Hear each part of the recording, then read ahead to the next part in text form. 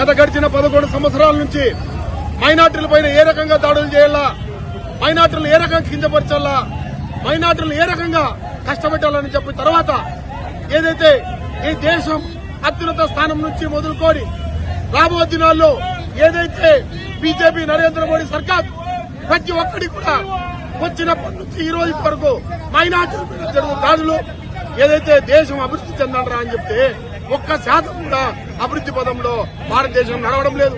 11 సంవత్సరాల నుంచి కూడా ప్రతి ఒక్కటి ఎన్ఆర్సీ అని, సిఏఏ అని, అదేవిధంగా ఇప్పుడు వక్ఫ్ సవరణ చట్టం అని ప్రతి ఒక్కటి కూడా ఈ భారతదేశంలో, ఈ సెక్యులర్ భారతదేశంలో మైనార్టీలు ఉండాలా వద్దా అని చెప్పేసి ఆలోచించుకోవాల్సిన పరిస్థితి కేంద్రంలో ఉండే నరేంద్ర మోడీ సర్కార్ తీసుకోవాలి. సెక్యులర్ భావాలతో ఉండే భారతదేశంలో అన్ని కులాలు, అన్ని మతాలు అందరూ కలిసికట్టుగా ఉండే భారతదేశంలో విభజించు పాలించే విధంగా నరేంద్ర మోడీ సర్కార్ ప్రవేశపెడుతున్న ప్రతి ఒక్కటి కూడా ముస్లింలకు వ్యతిరేకంగా ఈ రోజు ముస్లింల మనోభావాలు దెబ్బతీసే విధంగా జరుగుతోంది. దీని ముందు నుంచి కూడా కాంగ్రెస్ పార్టీ అదేవిధంగా సెక్యులర్ భావాలు కలిగిన పార్టీలన్నీ కూడా ఈ వక్ఫ్ సవరణ చట్టాన్ని వ్యతిరేకిస్తున్నా.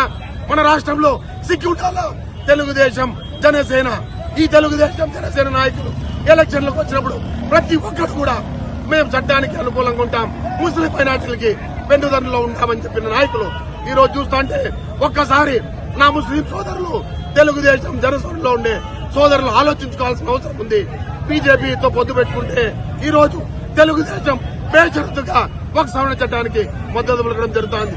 దీన్ని బట్టి చూస్తే తెలుగుదేశం కూడా ఎన్డీఏ పక్షాన ముస్లింల వ్యతిరేకి, అదేవిధంగా పావులా కళ్యాణ్ కూడా ఈ రోజు ముస్లింలుగా వ్యతిరేకంగా సనాతన ధర్మం అంటూనే గొప్ప ముంచినట్ల ఈ రోజు బాబాసాహెబ్ అంబేద్కర్ రాసినటువంటి రాజ్యాంగాన్ని తీసేసి సనాతన ధర్మం, సనాతన ముసుగుతో ముస్లిం మైనార్టీల మనోభావాలను దెబ్బతీసంగా ఉన్నాయి.